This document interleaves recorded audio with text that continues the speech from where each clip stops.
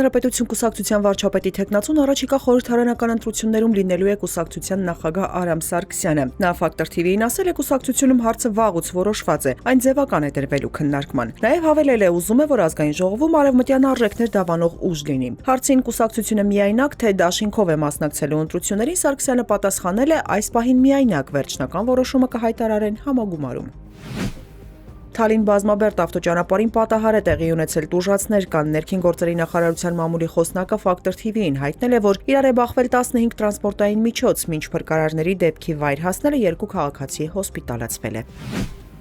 Թուրքիայի նախագահի աշխատակազմի հաղորդակցության վարչության ապատեղեկատվության դեմ պայքարի կենտրոնը հերքել է Հայաստանին օգնելու մասին տեղի լրատվամիջոցներում եւ սոցիալական ցանցերում շրջանառվող պնդումները։ Հայտարարության համաձայն բացարձակապես անհիմն են տեղեկությունները, թե Թուրքիայի նախագահ Ռեջեփ Թայիփ Էրդողանը հրամանագիր է ստորագրել Հայաստանին $10 միլիոն օգնություն հատկացնելու մասին Հայաստանում զոհված զինվորների ընտանիքների եւ հասարակության կարիքավոր անդամների համար։ Գերատեսչությունը դա թուրք-ադրբեջանական հարաբերություններին ուղղված ապատեղեկատվություն է որակել։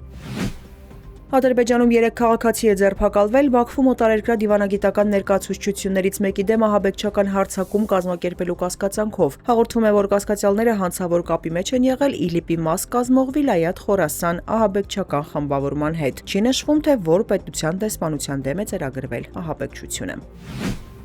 Ռուսական զորքերը հունվարի լույս 27-ի գիշերը ԱԹՍ-ներով զանգվածային հարված են հասցրել ուկրաինական Օդեսային, վնասվել են ենթակառուցվածքներ, բնակելի շենքեր, մանկապարտեզ, խանութ եւ շինհրապարակ, 22 մարդ վիրավորվել է։ Խարկովի մարզային ռազմական վարչակազմի ղեկավար Ալեքսինե Գուբովն էլ հայտնել է, որ հունվարի 26-ի երեկոյան ռուսական հարձակման հետևանքով շրջանի շուրջ 80%-ը մնացել է առանց էլեկտրաէներգիայի։ Հրթիռային եւ անօդաչուների հարվածի հետևանքով այստեղ 2 մարդ է վիրավորվել։